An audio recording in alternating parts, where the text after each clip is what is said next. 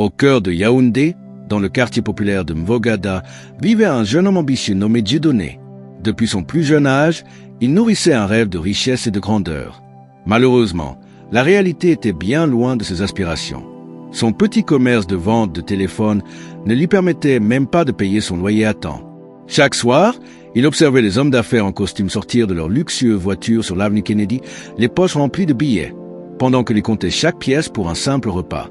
Un soir, alors qu'il sirotait un thé fort dans une gargote du quartier, un homme élégant s'assit en face de lui. Grand, élancé, portant une bague en or massif et une montre en diamant qui captait la lumière, il inspirait un respect instantané. Il se présenta sous le nom de Tonton Gaston. « J'ai entendu tes plaintes. Petit, je peux t'aider, mais à une condition, » murmura-t-il avec un sourire intrigant. Dieudonné, à la fois curieux et méfiant, l'écouta attentivement. Tonton Gaston lui parla d'un puissant marabout basé à Bafoussam, capable de transformer un pauvre en milliardaire. Mais pour cela, il y avait un prix à payer. La richesse ne vient pas du vent. Mon jeune ami, elle exige un échange. Es-tu prêt à tout sacrifier pour réussir? Aveuglé par l'envie d'atteindre son rêve, Dieudonné accepta sans trop poser de questions. Le lendemain, il prit un bus pour Bafoussam, un voyage long et fatigant, marqué par une appréhension croissante. Une fois arrivé, il fut conduit dans un village reculé, loin des regards indiscrets. La demeure du marabout était une bicoque en terre battue, entourée de talismans et de crânes d'animaux. Le vieux marabout, un homme à la peau parcheminée et aux yeux rouges comme des braises, l'accueillit avec un sourire sardonique. Il le fit asseoir sur une natte tressée et lui servit une potion amère qu'il devait boire en entier. Choisis une personne proche de toi, son départ t'ouvrira les portes de la richesse. Ces paroles résonnèrent comme un coup près. De retour à Yaoundé, Dieudonné vécut des jours de torture morale. Qui sacrifiait?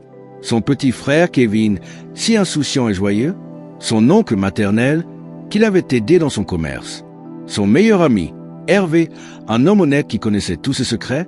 L'hésitation dura plusieurs nuits. Puis, une idée germa dans son esprit. Hervé était idéal, il était proche, mais pas de sa famille. S'il disparaissait, peu de gens poseraient de questions. Une nuit, prétextant une célébration pour une opportunité d'affaires, il invita Hervé à boire chez lui. Sans méfiance, ce dernier accepta. L'alcool coula à flot, et au moment où Hervé sombra dans un sommeil profond, Dieudonné exécuta l'acte impensable, suivant les instructions du marabout. Le lendemain, sa vie bascula. Son commerce explosa soudainement.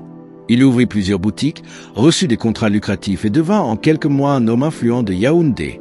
Il acheta une villa luxueuse à Bastos, s'entoura de belles femmes et voyagea en Europe. Sa vie était un rêve devenu réalité. Mais la nuit, il ne dormait plus. Des bruits de pas résonnaient dans son couloir. Des ombres mouvantes apparaissaient dans les coins sombres de sa maison. Un matin, il trouva ces mots gravés sur son miroir. « Tu as tout pris, maintenant, à ton tour. » Pris de panique, il tenta de fuir, mais chaque nuit, les manifestations s'intensifiaient. Une nuit, il sentit une main glacée lui effleurer la nuque alors qu'il était seul dans sa chambre.